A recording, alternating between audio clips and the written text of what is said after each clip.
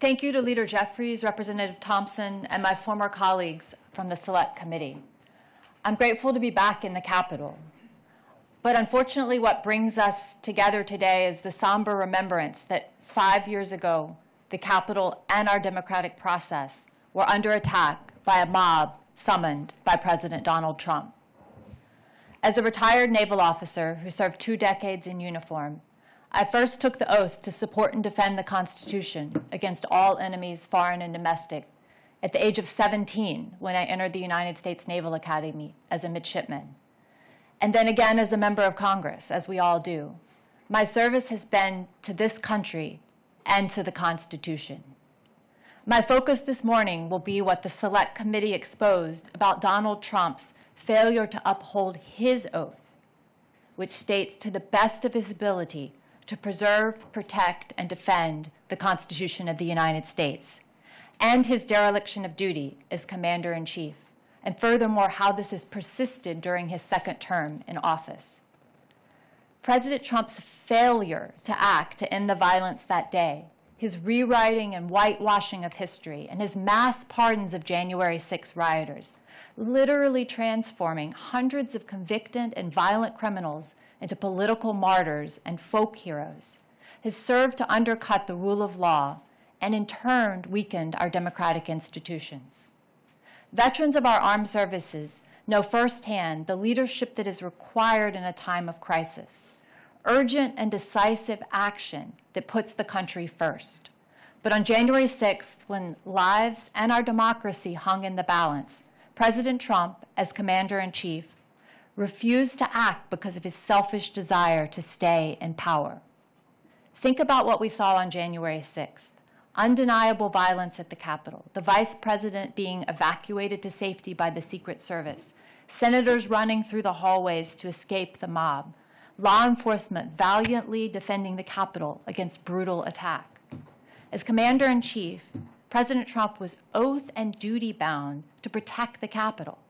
But for over 3 hours, as Adam and I in our hearing described in detail, for 187 minutes, he disregarded the advice and pleas from his closest staff and his own family members to take action, to simply speak the words necessary to stop the violence and send the rioters home. And furthermore, when he spoke, he addressed those who instigated the violence with words of solidarity. He said, "I know your pain. I know you're hurt." He doubled down on the stolen election claims and then finally said, "I know how you feel, but go home and go in peace." President Trump also bears responsibility for the extreme delay in the D.C. National Guard arriving at the Capitol until after the violence had largely subsided.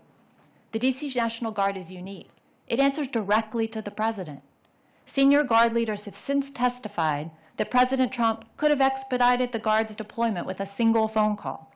Instead, the Guard waited for hours, despite being positioned merely blocks away at the D.C. Armory. Rather than act, President Trump watched the chaos unfold on television from his private West Wing dining room. He made no call to deploy the Guard. Instead, he watched the attacks on Vice President Pence and justified the mob's "Hang Mike Pence" chants as common sense. The Guard arrived 3 hours and 19 minutes after being requested, well after the worst of the violence had already occurred. We'll never know how many law enforcement officers might have been spared their brutal injuries, or how many lives might have been saved had the Commander-in-Chief done his duty in the moment when it mattered the most. What we do know is that it was an outrageous dereliction of duty and a profound violation of President Trump's oath of office. President Trump has rescripted the norms of government service to require personal loyalty over loyalty to the Constitution.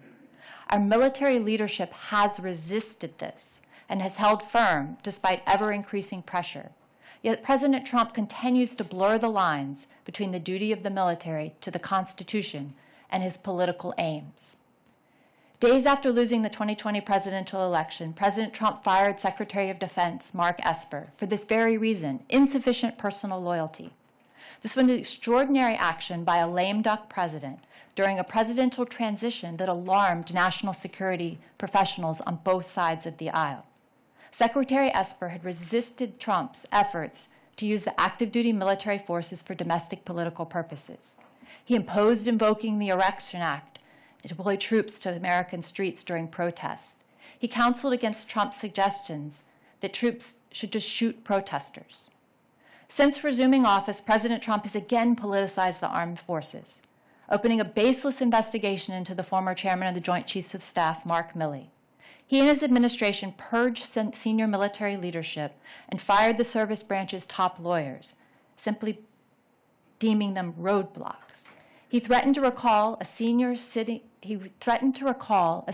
U.S. senator to active duty to be tried for claims of sedition under the Uniform Code of Military Justice.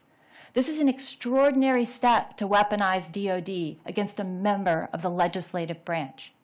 He has described fellow Americans as the enemy within, suggested the military straighten out American cities, and even proposed using American communities as military training grounds. These statements coincided with troop deployments to American cities over the objections of state and local leaders, and with a systematic effort to muzzle the Pentagon reporting by restricting press access to the Pentagon unless pre-approved by the administration.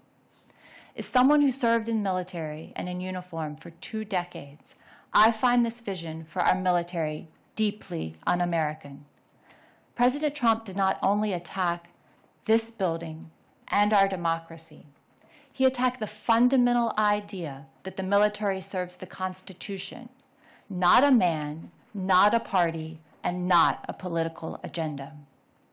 This trend has only accelerated since his explicit display of dereliction of duty on January 6th, and should stand as a warning to all Americans that living in a free democracy is not self-executing. It depends on leaders and citizens choosing to uphold our values. We owe it to the law enforcement officers who defended the Capitol, those serving in uniform today, and the generations to come to lead that fight.